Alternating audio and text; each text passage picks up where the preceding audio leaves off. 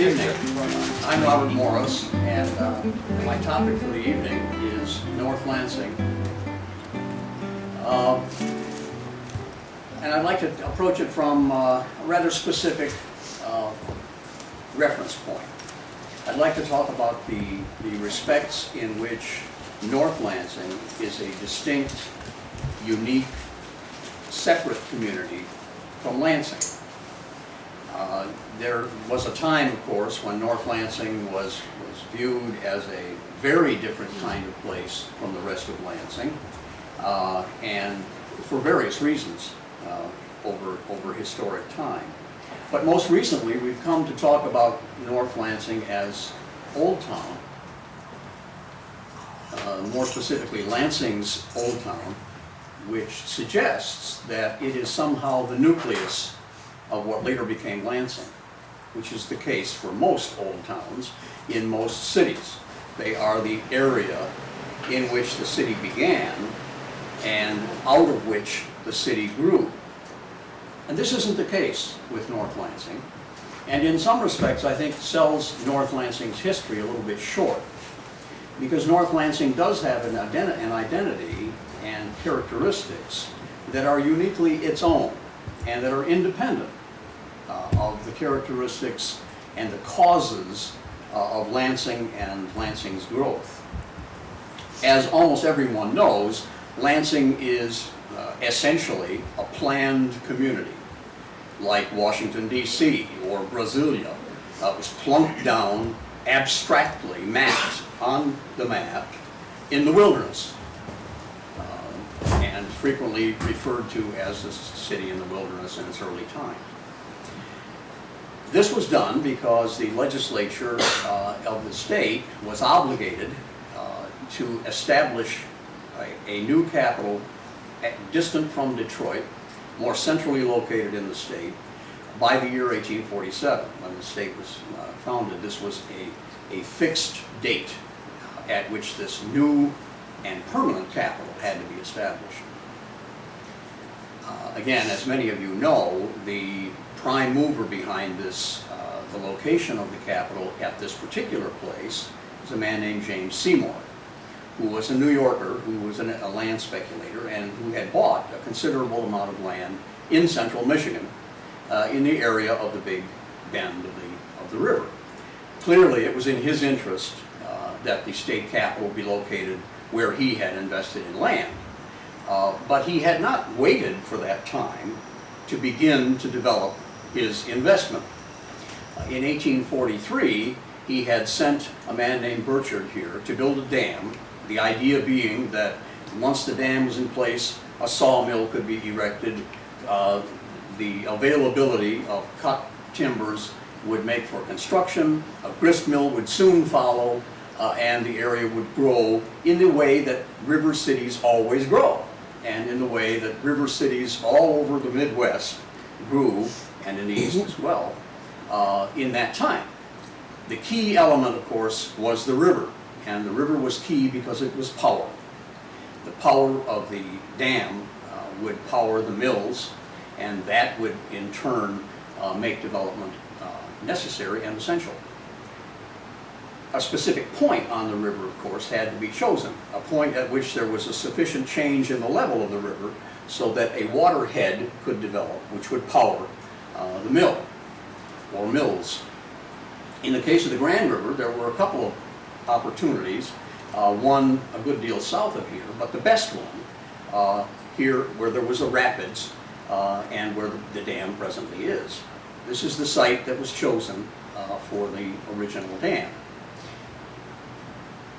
It happens to have been the site where an old Indian trail approached the Grand River from the east and was tangent to the river, and there was a crossing at that point. This is not unusual because rapids are also shallows, and they are areas where rivers can be forded. And so wherever you see a shallows, a trail will approach, and that's a point at which that river can be easily crossed on foot, at least for many times during the year. Not in the spring, obviously, but for most other periods of the year. The fact of the trail meant also that there was a relatively easy, well-known route of access to this particular area, and that was also an advantage for development. All of this presumably went through Seymour's mind long before he was able to achieve the great coup that he ultimately did achieve in Detroit in getting the legislature to name the Ingham County site as the state capital site.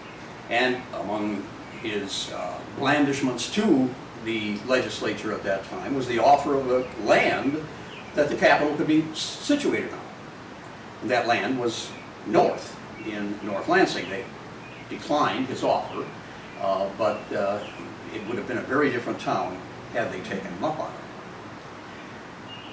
Finally, when the site was chosen, it was determined that the most ideal setting for the town would be one which included the high ground where the capital presently sits, but would obviously also include North Lansing and an area to the south where the river bends off to the west.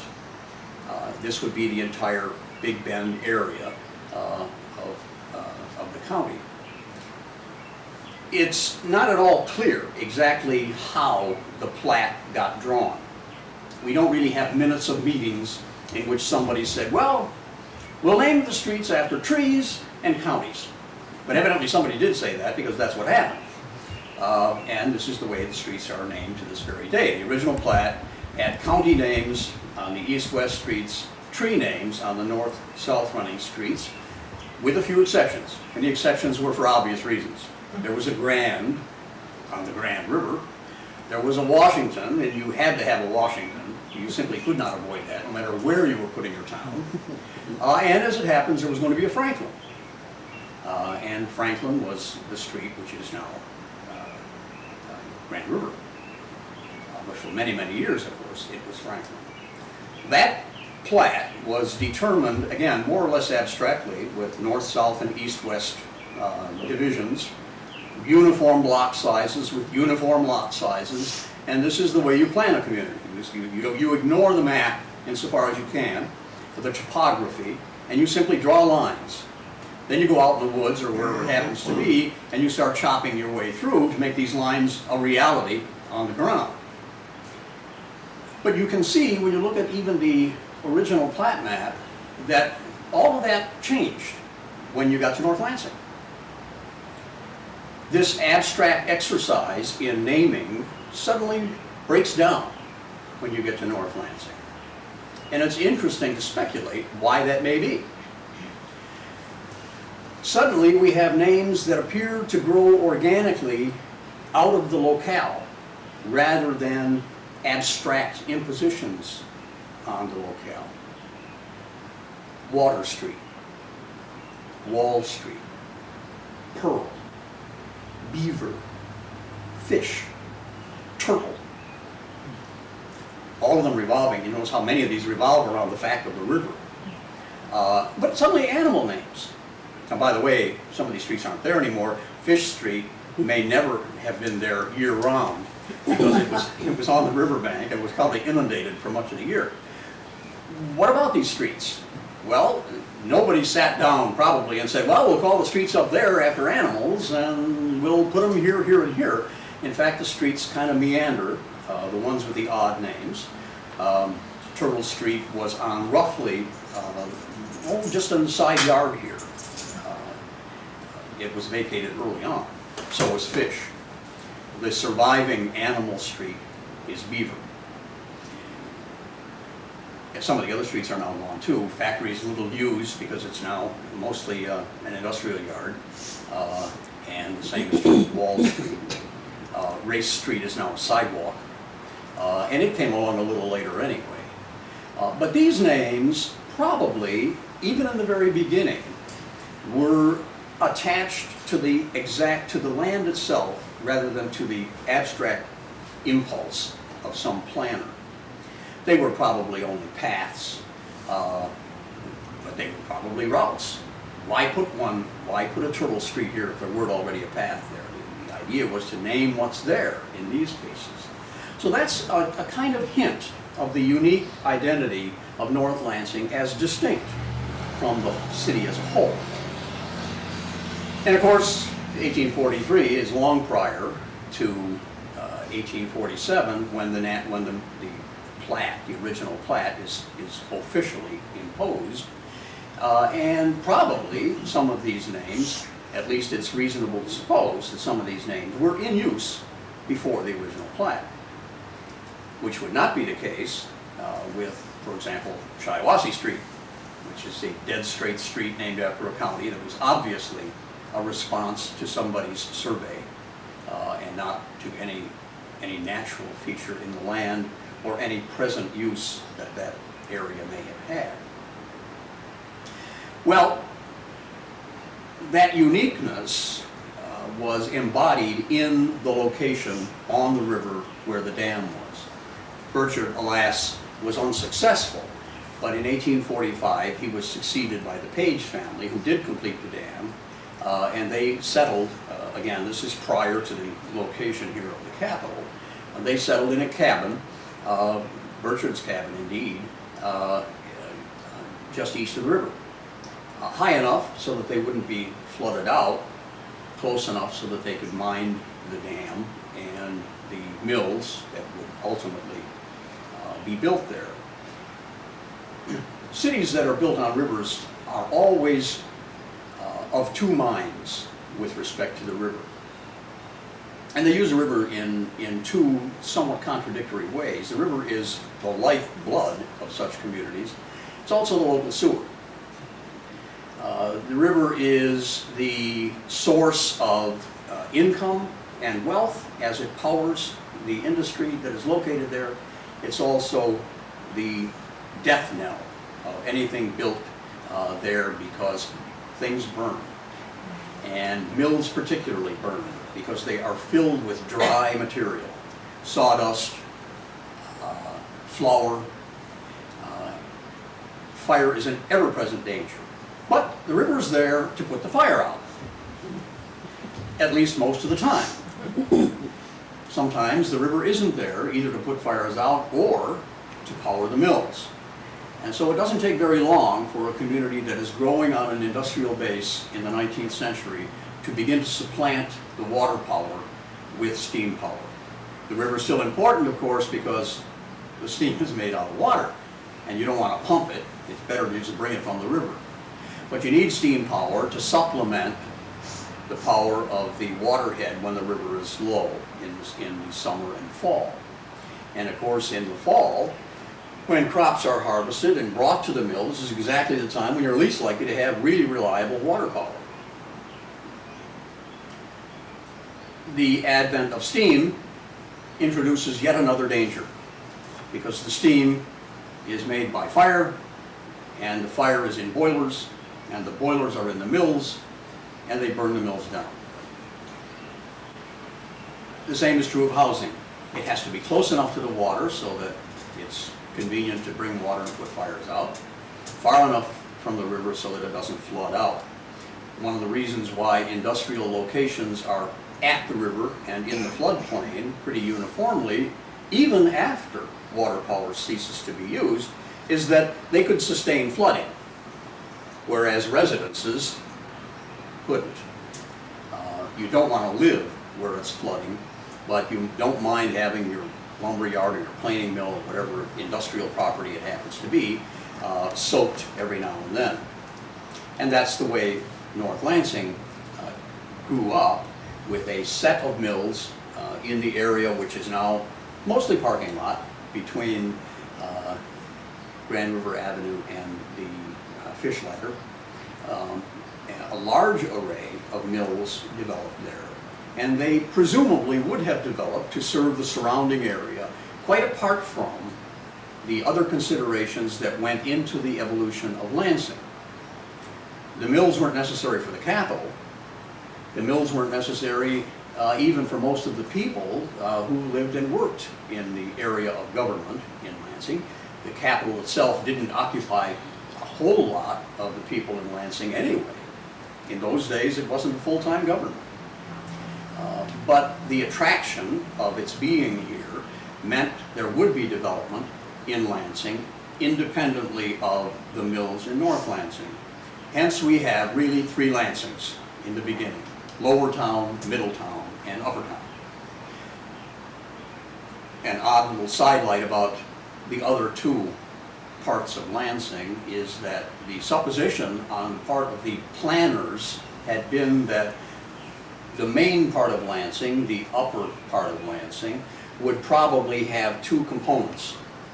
One would be a sort of an institutional component centered around the state government, and the other would be a commercial component, and that would be storefronts and hotels and that sort of thing. And so when they laid out the plat, and again, they're doing this from on high, they said, well, gee, we'll have a main street over here with all the stores on it, and we'll have this nice, quiet, bucolic setting where the solemns can sit in meditation and ponder the future of the state without the distraction of dime stores and taverns and all of this other stuff. And that's the way the plat reads. Main Street is way south. And it was indeed the main street when settlement began. It was where the first brick hotel was built. It was where most of the hotels and lodging houses were built when people came to the Lansing area. And they came in fairly large numbers fairly quickly. It was the location, together with the east side of the river, there was a bridge there early on. This is where the post office was located. And this is where the approach to Lansing was at that time, because the most convenient way to get to Lansing in those days was from Jackson, which meant you came up the Jackson Road, now Cedar Street, and across the Main Street Bridge, and you were in Lansing. And then, somewhere beyond this little commercial nub of Lansing on Main Street would be the Capitol building, temporary Capitol on Washington, and presumably later a Capitol, which would be in a nice green square farther north from there, separated from those things. None of that worked, and it didn't work because it was abstract. People don't behave that way. Nobody went to the planners and said, gee, where shall we put our stores? Well, okay, we'll put them over here. And we'll put houses and we'll put institutional structures and so on over here because that's what you said we should do. What happened was people did what they wanted to do. And it turned out that lawmakers liked taverns and stationery stores and things of that kind. And so those things were built around the Capitol. And very quickly people began to forget all about Main Street as a commercial center.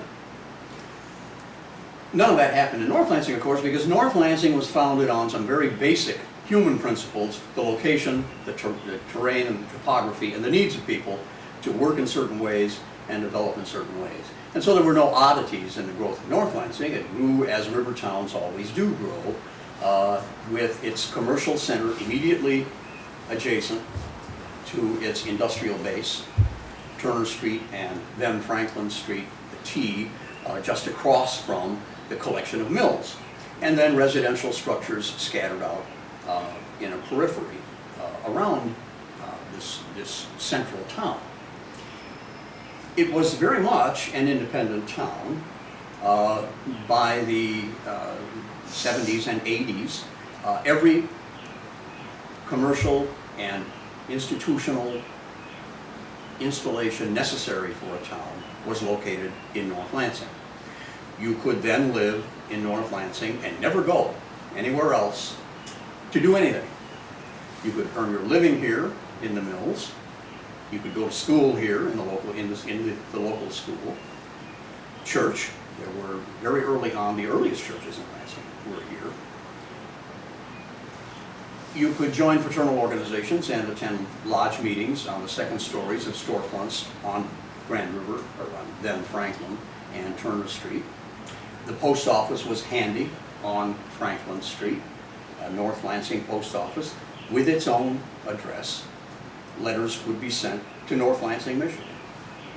When railroads came, shortly after the first railroads, the Lakeshore Michigan Southern Railroad came to serve the central part of North Lansing. Prior to that, the Michigan Central Railroad to the east had been installed, and each of them had a North Lansing station. In the 80s, I think it was the 80s, when Gottlieb Bruder, who was later a mayor of Lansing, came to the United States. He was sent by his family in Germany, this was fairly often the case in those days, by himself with a ticket from Bremerhaven to North Lansing, Michigan. Not Lansing, Michigan. North Lansing, Michigan. Now, he got lost, as it turned out, but that is no fault of the address. It was very much a town in and of itself.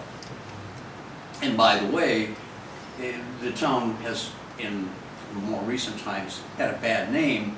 In the 50s and 60s, it was thought that this area was so seedy because there were so many taverns and bars here. In the 1870s, there were 6 taverns in North Lansing. There were also several dozen in Lansing at that time. Taverns were a very popular thing in that period.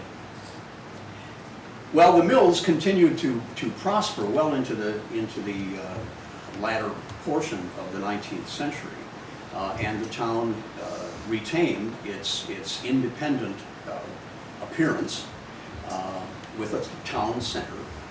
If you look at the 1866 bird's eye map, and I'll show you this, although it's not all that easy to see, you can see what of it I want to point out. You can see in 1866, this represents a view of Lansing as though from a bird, and these were very commonly done in that period.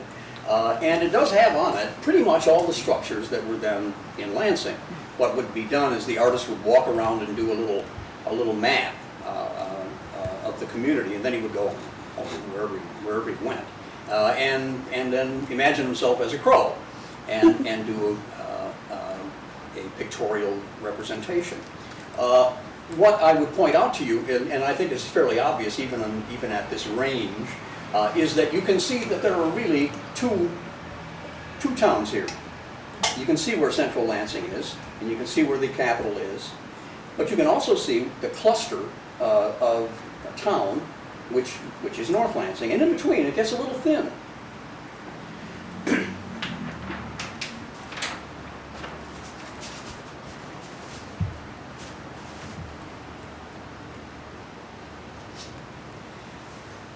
There were 2 kinds of people then, as there are now. People who stay local and people who get big. And I'd like to mention 2 people who represent the contrast, I think, fairly well in local history. One of them is James I. Meade, and the other one is A.N. Hart. They were both North Lansing people. Meade was the second of Seymour's land agents, and his house, by the way, still stands. It's threatened, but it's still there. The house was actually built for the first of Seymour's land agents, Kilbourne. But Meade lived in it for quite a while and had a dry goods store, participated in the agitation for road improvements, developed other commercial interests in the town, and ultimately got big enough so that he was bigger than North Lansing. He moved out of his house in North Lansing and built a very large Italian mansion on Cedar Street. He went uptown, basically, when he could afford it. He built a grist mill, but he built it at Shiawassee and Grand in Middletown. A.N. Hart was a miller by trade. His mill was in North Lansing, and his house was in North Lansing, right around the corner from James Meade. Both of these men built, they were public-spirited citizens, both of them built commercial blocks with meeting halls, public halls, on the second floor. Partly as, certainly, money-making ventures, but also as a statement of their commitment to the communities in which they lived. Meade's Hall, which survived until the early 60s, I believe, was built downtown when he moved downtown, actually slightly before that.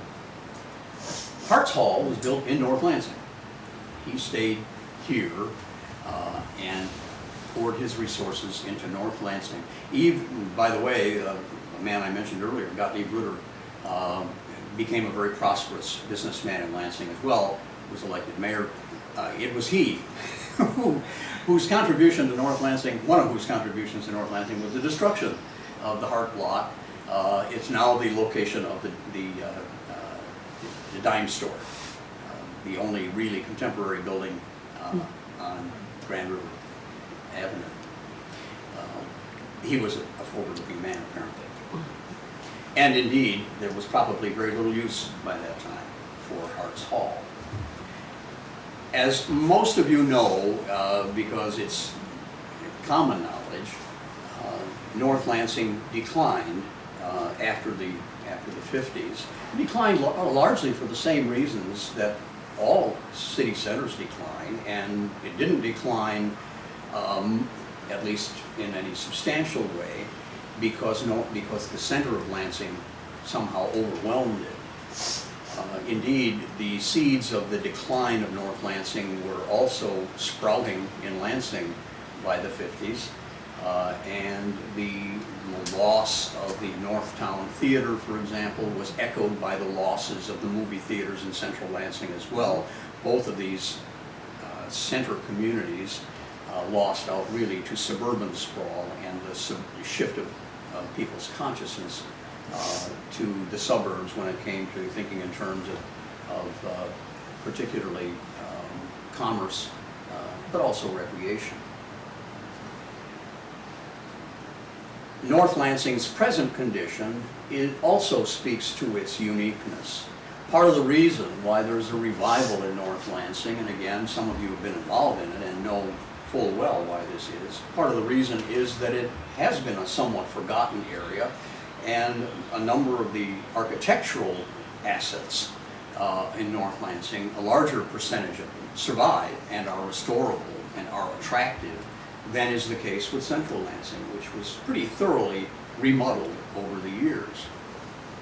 It's also a handy community because it's quite compact, it's nicely organized, potentially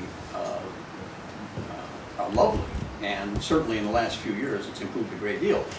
Improved in ways that are a function of characteristics that are likely to preserve the uniqueness of a place like North Lansing. As you know, most of the redeveloping investment in North Lansing is in arts and entertainment areas. And these are the areas that are likely to be the attractions in an area that is founded at least partly on historic preservation. Historic preservation is basically an aesthetic perspective. It cherishes things because of the way they look. And it cherishes the expression in architectural form of the culture's growth. And of course, this is essentially an artistic outlook. So it's not surprising that not only here, but in other places in the United States that call themselves Old Town, the emphasis is on arts and on leisure. It's probably as firm a footing for rebirth as any other, particularly in an economy that is more and more likely to spend money on arts and leisure.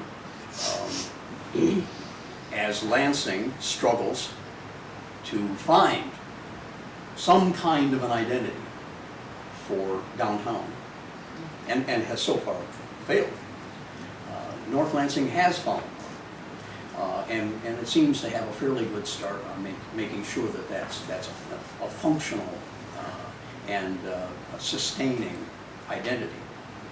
So much for the unusualness of this part of Lansing as a town in and of itself. And of course the river is still very much a part of that attraction. The fish ladder is an important attraction. This part of the park is an important attraction, and of course the river walk is an important part of the attraction. To the extent that Lansing, the center of Lansing, or Middletown, ever does develop a rebirth of its vitality, probably it will be in part because North Lansing is available at such close proximity to visitors and residents alike by the Riverwalk, among other things. So in that respect, it may very well be that part of the salvation of central Lansing really will stem from and depend on the vitality of North Lansing, and not the other way around. That just about concludes my talk. Any questions? Yes. They also refer to this as Northtown lower. They use the word lower when it's actually up. Why Yes, did that's that? Why true. is that? Yes, and that does seem odd, and I think a lot of people also find it odd that you find references in history to Upper Canada, and they're talking about Windsor in that area. This is a reference to the altitude of the river at this point. This is the lower part of the river. Okay. So the middle town is the middle part of the river, and indeed these are actually 3 levels of river. Okay. Below this rapids, the water achieves a certain level. Above that, it's higher, and then there's a set of rapids that were, and it's obscured now, on the south side of Lansing where the 3 stacks are and the power plant, and that's yet a 3rd level of the water. So we have these 3 levels, and so the town's parts were named lower, middle. Well, I could never figure that out. Yeah. I have a son that lives right here in Northtown. He has his business in a loft over the top, and he loves it, except says there's too many festivals. I said with music and drinking all the time, but Right. yeah, he lives there. But anyway, I have another question once are on here now. Let's see if I forget it. Wait a minute, I'm having a lapse of memory here. Let somebody else ask a question. I'll come back. Incidentally, one of the things that happens in the classic river town evolution is that most of human industrial history is repeated very rapidly sometimes. In the case of North Lansing, the dependence on water power, of course, this is an ancient human dependence, and yet this is a time during which steam power was available. But this was a primitive location, so you start with a primitive thing, and very quickly, within a few years, you leapfrog the technology that it took the rest of humanity generations to evolve, and you go to the next one. The same thing is true with the reliance on wood. Early on, most of the implements in use in Lansing were fashioned here, and they were fashioned of oak, locally cut, locally milled, locally planed, locally turned, and fashioned into implements. One of the largest industries in Lansing during the latter part of the 19th century was a farm implement company, but there were other implement companies all over the place. And while in this case, these companies were large enough to serve national markets, the fact is that in a great many communities, there were these little industries that made devices out of wood. Indeed, in Lansing, washing machines were made out of wood in the 19th century. Gradually, of course, the wood gets supplanted by metal, so you go from the wood age to the iron age, and so on, and you get a little kind of compressed view of human history going through these stages very, very quickly. And certainly in North Lansing, every one of them is represented. There was a time, probably in the 60s and early 70s, when you would have found North Lansing and most of Lansing pretty ugly. Because there would have been very few trees, partly because the land had been cleared for agriculture and it was over-cleared frequently and burned off. But in addition to that, the houses had to be made out of something, and the barns and the factories, and they were made out of local wood that was cut down. And it was cut down as close as possible to where they wanted to use it, because it was awfully hard to move this stuff. So it was kind of clear cutting. You could probably stand at this location in those days and look south and see all of Lansing without any obstruction at all. That's not very pretty. It would also have been smoky, naturally, because all this wood is being burned. It would have been messy, because we didn't have landfills. Stuff just kind of kept piling up. If you look at old photographs of the mill area, for example, you see these huge stacks of stuff, just junk. Old pieces of footbridges that fell in, and you just throw them up on the bank, start another one. Piles of sawdust and slag and things of that kind, ashes. dumps of coal, curing lumber. You see great stacks of curing lumber all over the place. You say, my goodness, they did an awful lot of lumber curing around here. Where did all that lumber go? Well, it went into buildings which frequently burned in about 3 years. They needed more lumber. Fire was an important part of the history of North Lansing. It meant the replacement of the original wooden storefronts of the sort that you see mostly in Western movies now.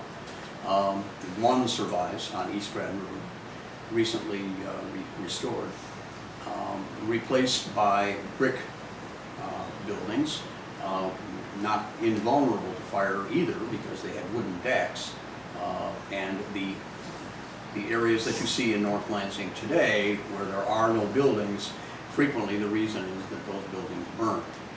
There was a period in the 80s when, my goodness, it was like a fire a week in North Lansing. It was pretty awful. One of the most charming buildings in North Lansing, the old brewery, which is just over around the corner, burned. I do remember my other You remember? question. If anybody else has a question, they can go ahead. Okay, the river is not large. I am not from Lansing, but I'm from Cincinnati, Ohio, with a big river down Where there. there's a bigger river, yes. Yeah, and of course, you know, that was founded on, you know, lots of commercial shipping and et cetera. That was Porkopolis for a long time.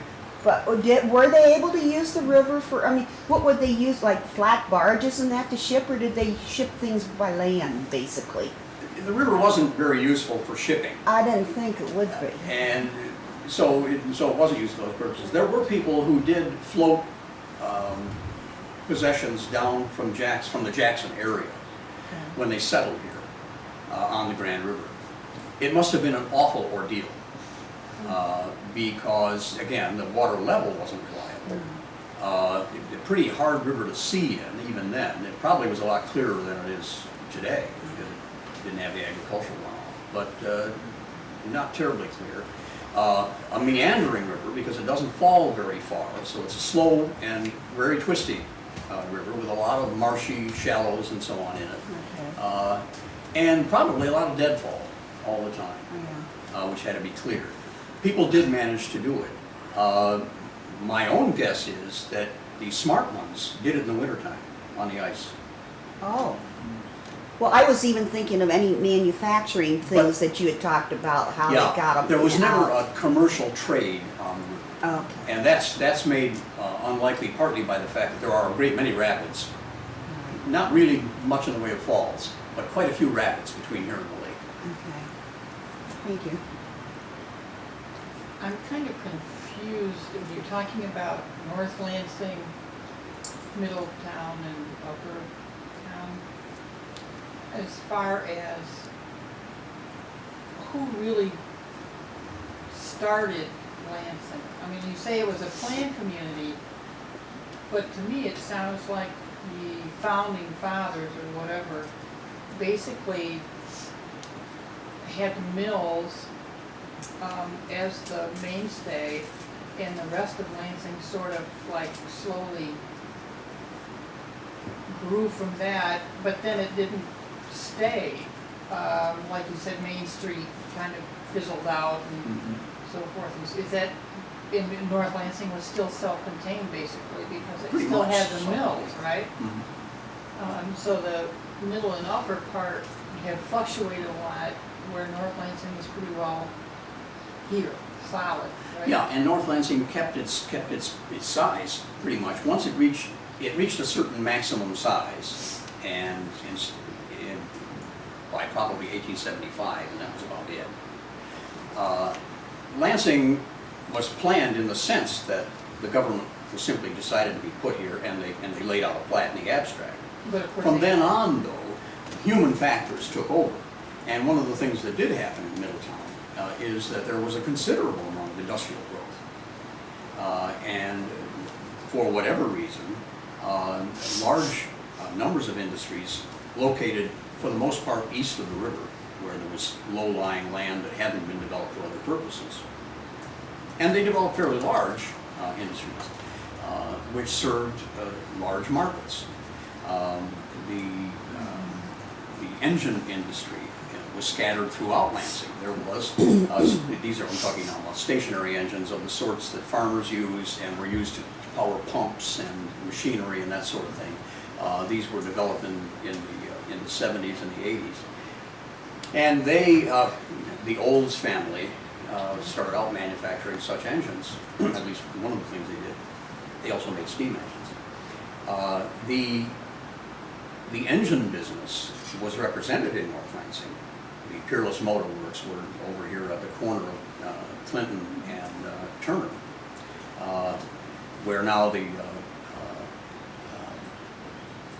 somebody help me out, the name of the company, the record company, the music company. Goldenrod? Goldenrod, where Goldenrod is. Goldenrod and an empty lot. The Peerless Motor Works stretched all the way across there. But there were also engine companies located everywhere, in a lot of other places in Lansing, along the river, in Middletown and in Uppertown and so on. So there was an independent industrial base that was developed in those areas, and that was much more important than the government as far as making for employment and keeping the community vital and causing growth. And of course the automobile industry, which was partly an outgrowth of the engine industry and the carriage industries, which were already here, located in several different places, became a major factor in the ultimate growth of Lansing. And indeed the auto industry was represented here too. The auto body plant that used to stretch along the river just south of here where the Riverwalk is now, behind the storefronts. So there was always a kind of twin relationship, and they grew kind of together, but there was always a difference kind of identity that was operating in the north. A number of important attributes of Lansing really began here. The farmers market was on Turner Street long before there was a central farmers market. Every Saturday, Turner Street turned into a market. How many years have you studied North Lansing to be such an excellent historian? Well, I'm not familiar. not long enough. Actually, I'm not from Lansing. I came to Lansing to go to school at Michigan State, but lived here now for 25 years. And North Lansing has always been interesting to me, partly because primarily I'm an architectural historian, and so the presence of interesting architecture here has always interested me. I mean, I'm talking now back in the days when the only vitality in North Lansing was when someone fell out of the Thunderbird. In front of the Mustang. Mustang. But we have, our business also owns property now. We own the building that is on the site where the Lakeshore Michigan Southern Depot once stood on Beaver Street. So it's an area that's captivated me. Really. Are there any writings you would recommend that people could read about this area, which you found especially helpful? That's tough. That's tough. There is no really good treatment. There's no treatment of North Lansing in itself available at all. There are probably half a dozen books on Lansing that are available in the local history collection, and they can refer you to them. There are errors in all of them, some severe errors in most of them. And to some extent, that's a function of the fact that they really weren't written they weren't written from primary research. They were written for the most part out of people's memories. Yeah. And memories can be awfully tricky. They're filled with biases for one thing, and that can be difficult. There are some howlers that are simply never going to go away, that are part of the lore of Lansing. Well, one of the classic ones is that the Ford brothers were a bunch of rip-off artists, the people who founded Biddle City. Biddle City was a precursor, or a prior attempt to put a city on the Big Bend area. The Ford brothers from Jackson platted out, again, this is the way you do it. They just platted out a bunch of lots and said they'd sell this land to people and make a town. They were perfectly honest and honorable people, and they intended for there to be a town. And they were going to put it where the other rapids was, in the area that was later called Upper Town. And the rapids would provide power, and there was a little section of the town plat that allowed for industrial uses and this kind of thing. It was all very pretty. And it flooded when people came to look. There was a lot of water, and they said, well, yeah, it's not so good. We'll go somewhere else. And so the Ford brothers plan failed, but they weren't like the Florida land Right. thing, which is, I think, the association that a lot of people had. For one thing, they actually owned the land. And they actually owned land. It was really for sale. Yeah. The story is that they didn't own the land, and that's not true, they owned the land. Yeah, sometimes the story is that they didn't even own the land. They were just taking people's money. And that's not true. Back to the bias again. Yeah. Well, and again, it's predicated on somebody's recollection of other kinds of rip-offs, like the Florida land grab, where people were selling land they didn't have, and it was under 10 feet of Everglades and things like that. And there was certainly an awful lot of bad deals in land in mid-Michigan. An awful lot of land that was bought was fairly dry when the guy looked at it, and it turned out to be marsh. But that was all solvable too. Thousands of acres were drained and turned into very, very good farmland. The sod farms, for example, are on what used to be marsh bed. This is a present day question on North Lansing, and I've heard it referred to on several occasions, that the tiny little park on the corner of Turner and Grand River is in Guinness's Book of Records as one of the smallest parks in the world. Well, I guess so. And I've never bothered to look it up. I have heard this from quite reputable people. I mean, just not off the heads of. Well, it'd be That pretty may hard be to something for you disprove to. that. It might be something for you to look up. Yeah.